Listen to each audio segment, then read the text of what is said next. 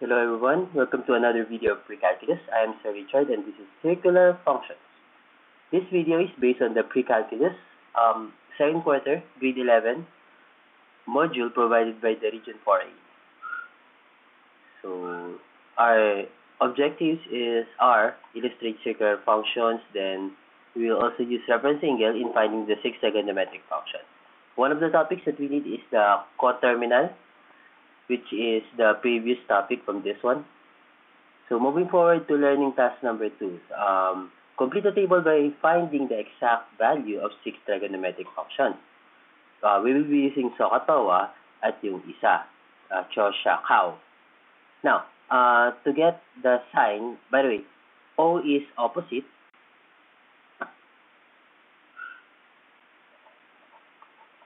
H is hypotenuse, and A is adjacent. So we already discussed this one, kaya diretso na tayo. Sine 30 degrees. So this is 30 degrees. So opposite over hypotenuse, 1 over 2. Now for the cosine, adjacent over hypotenuse, that's square root of 3 over 2. Ganyan. For the tangent, TOA, opposite over adjacent, 1 over square root of 3. 1 over square root of 3. Pero hindi pwede since we have a radical sign underneath. Kaya multiply natin by 1 times 1 or 1 over square root of 3. Kailangan natin ng another radical para ma-eliminate. So square root of 3 over square root of 3, which is still equal to 1. Kaya 1 times square root of 3, square root of 3. Square root of 3 times square root of 3 is 3.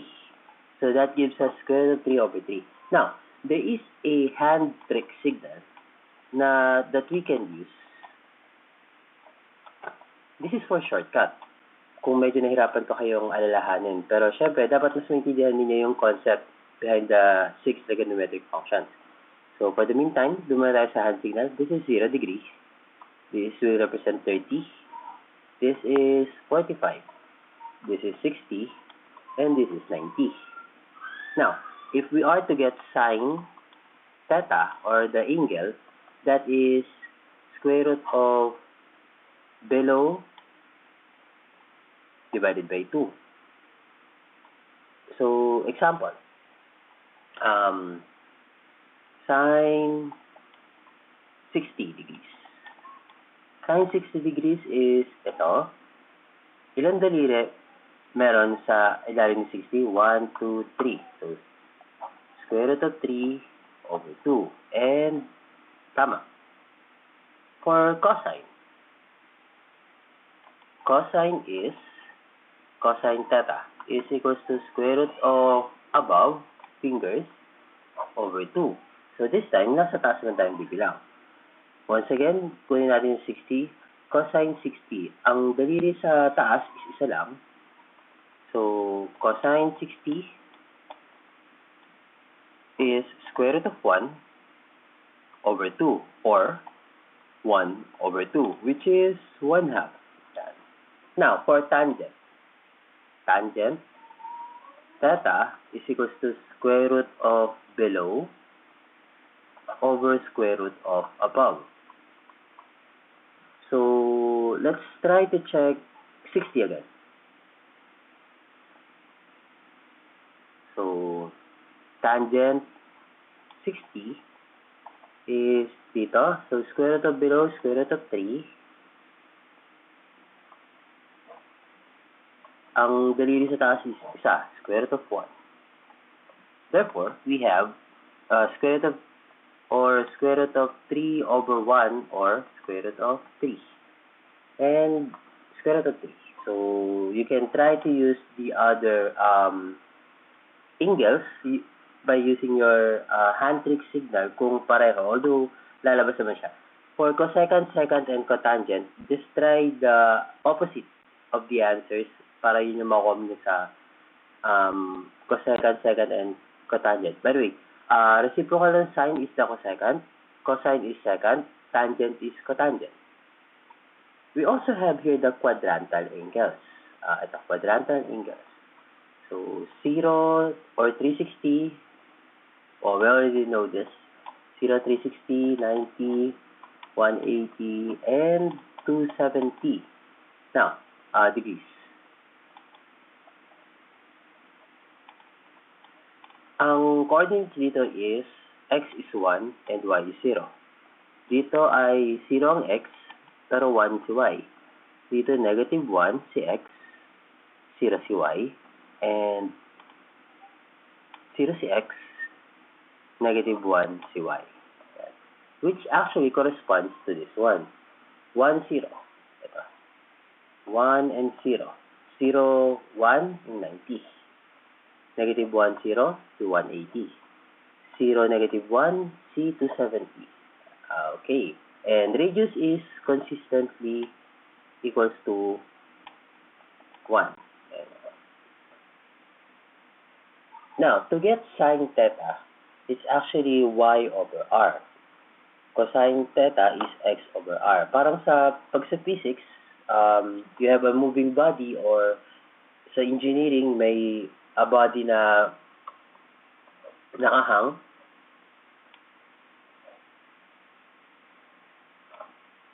Yan. So, magkaiba yung ano niya, yung x and y component niya. So, technically, sine theta is the y component. Then, cosine theta is the x component. Okay, so moving forward. Physics and engineering, makikita niyo yung mga topic na yan. Find the 6 trigonometric functions of each quadrantal angle. So, sine 90. Number 1, sine 90 degrees is equals to y over r. 90 degrees,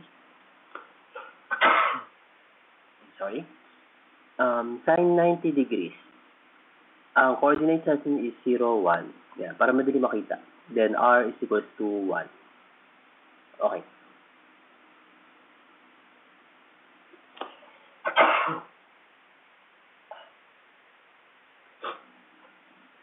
Okay, find 6 trigonometric functions of each quadrantal angle. Let's start with sine 90 degrees. Sine 90 degrees, ang coordinates natin is 0, 1, and ang radius natin is 1. Okay, so sine 90 degrees, y over r is 1 over 1, or 1. Cosine 90 is x over r, so 0 over 1, or 0. Tangent 90 is y over x. Ang y natin is 1, x natin is 0. 1 over 0, or undefined. Cosecant, r over y, 1 over 1, or 1. Secant, 90 is r over x, or 1 over 0, or undefined. And cotangent is, cotangent 90 is 0 over 1, or 0. Yeah. Now, for 1620, in this setup, we will try to get use the concept of coterminal, and we will get the least or smallest positive measure of coterminal. So 160, I'll be using calculator, divided by 1620 divided by 360.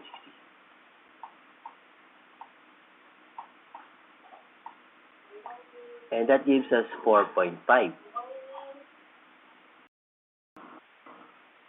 Okay, so 4.5, 4 will be the value of k that we need. So, kunin natin yung coterminal, this positive. We have 1620 minus 360 times 4. And answer is 180 degrees. So, 180 degrees, that will be our quadrantal angle na gagamitin for 1620. So, for number 2, negative 1 and 0 ang coordinates, then r is still equal to 1. Kaya, sine 160 620 is equals to y over r. So 0 over 1 or 0 cosine 620 is x over r. Negative 1 over 1 is, or negative 1. Then tangent 620 is y over r. So 0 over negative 1 or 0.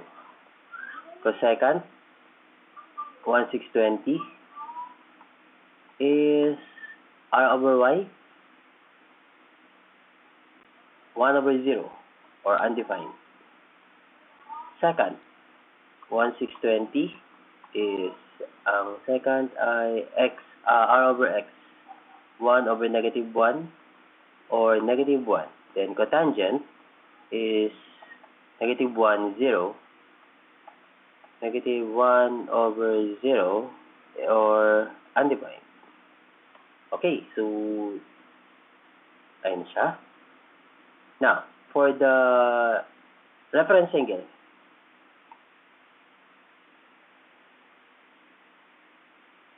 so if we have the angle, gagamitin natin itong apat na to determine the reference angle. Then actually, yung next topic nun is to determine the 6 trigonometric functions mula doon. So, number 1, 240 degrees. Babagsak si 240 degrees sa third quadrant. And sabi dito, pag nasa third quadrant daw, the angle minus 180 degrees. So, 240 minus 180 is 60 degrees. Next, 3030 degrees. Since once again more than one revolution siya, we will again be using the coterminal concept.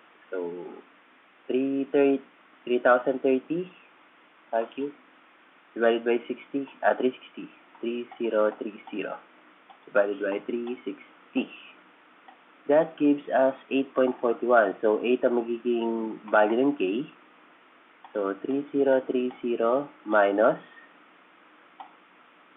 360 times 8. At ang sagot ay 150 degrees. So 150 degrees nasa second quadrant siya. Second quadrant. Tapos, sabi doon is 180 minus 150. Ito. That gives us 30 degrees as reference angle. And finally, we have here 7 pi over 4 rad. So, 7 pi over 4 rad is babagsak sa quadrant 4.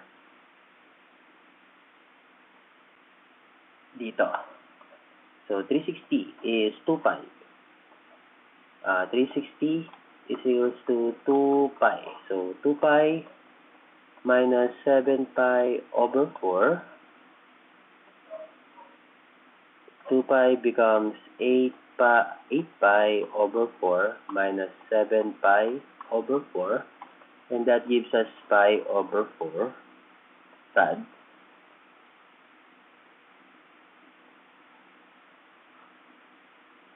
And ayan, yun yung kailangan natin. Pi over 4 rad, which is parang 45 degrees sa may quadrant 4. Okay, so find the exact values of the 6 trigonometric functions of the given angle. We have here 315 degrees. So from 315 degrees, hindi naman siya over 360, babagsak siya sa quadrant 4. So, IV. Yeah. Then from quadrant 4, we have 360 minus 315, and that gives us 45 degrees. Now, 45 degrees, 6 trigonometric functions. So, sine 315 is actually sine 45 degrees. So, 45 degrees. Square root of below divided by 2, that's square root of 2 over 2. Yan. Cosine 315 degrees. So once again, square root of above over 2, square root of 2 over 2. Square root of 2 over 2. Now, for the tangent, 45. So that's square root of below over square root of above. So, square root of below over square root of above, or 1. May sign pa tayo. Cosine and secant are positive while the others are negative. Cosecant, 315 degrees. That is 2 over square root of 2, 2 over square root of 2, or, so sulat na natin, 2 square root of 2 times square root of 2 over square root of 2 is 2 square root of 2 over 2. Ay, gumalaw. 2. Yeah. So, 2 square root of 2 over 2.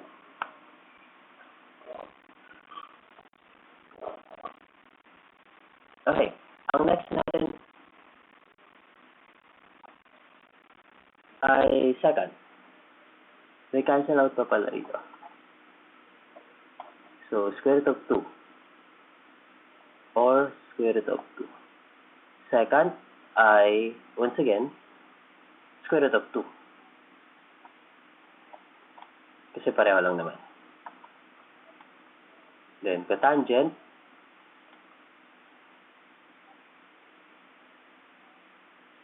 (315) is still, pag biniligtad ko, 1 pa rin. Now, sabi niya cosine and secant are the only positive numbers. So, cosine and secant ang positive. So, ito ay negative, negative, negative, negative.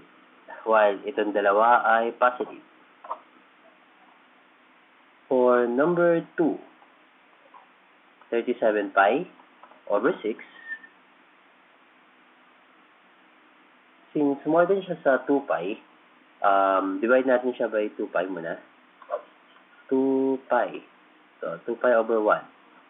So, outer divided by inner, 37 pi divided by 12 pi. 12, 34, 36. So, tatlo. So, 3. Kaya, 37 pi minus 2 pi times 3.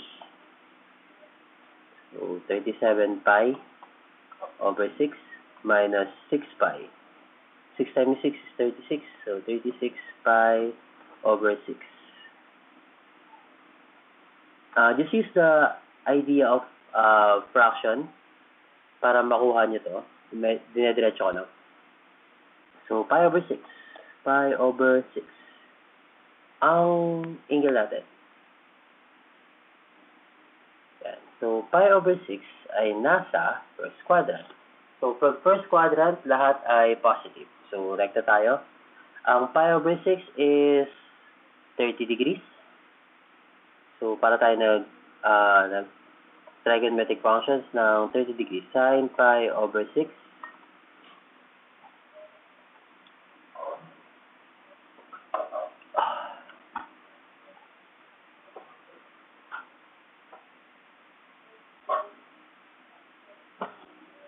30 degrees. So, square root of below divided by 2, square root of 1 over 2,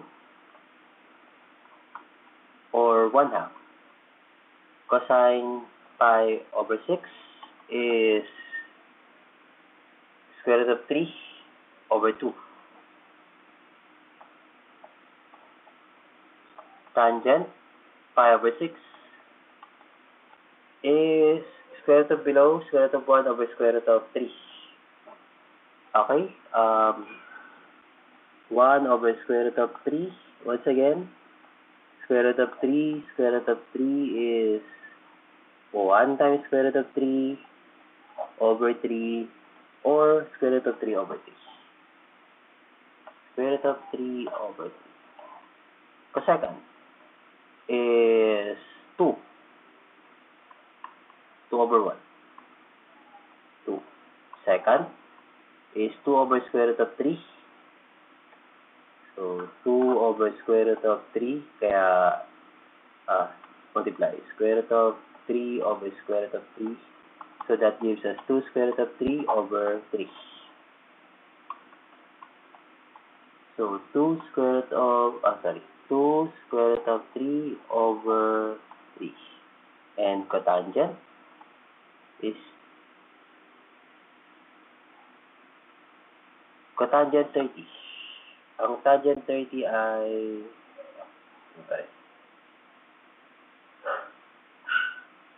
1 over square root of 3. So, square root of 3 over 1. Okay. Tangent pi over 6 is equals to square root of 3.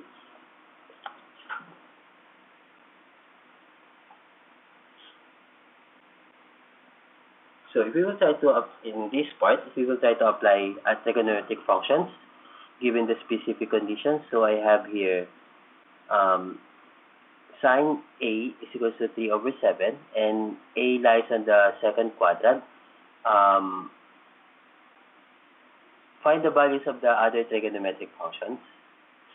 So, I have here, sine A is 3 over 7. So, Pythagorean, 7 squared is equals to 3 squared plus the missing squared. 49 is equals to 9 plus x squared. So, x squared is equals to 49 minus 9 para maging 40. So, square root of 40 ang x natin. Or 4 times 10, so 2 square root of 10 ang value ng missing natin. So, okay, so I have 3 for y, x is 2 square root of 10, then hypotenuse is 7, so sine A is 3 over 7, cosine A is 2 square root of 10 over 7, tangent A is 3 over 2 square root of 10, or, so 2 square root of 10, square root of 10 over square root of 10, so 3 square root of 10 times over 20, 3 square root of 10 over 20, cosecant A, 7 over 3, secant A is 7 over 2 square root of 10. Once again, kung check ko na lang to, or 7 square root of 10 over 20. And cotangent is A, kung ito pagbabasyan ko, 2 square root of 10 over 3.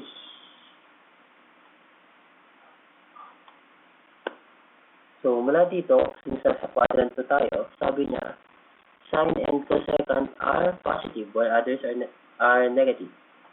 So, negative, negative.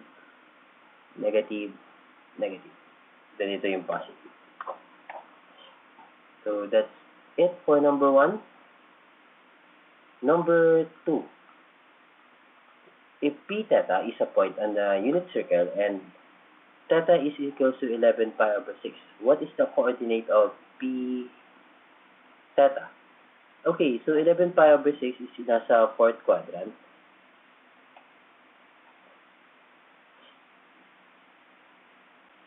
So, to get the reference angle, 360 degrees minus the angle, since this is radians.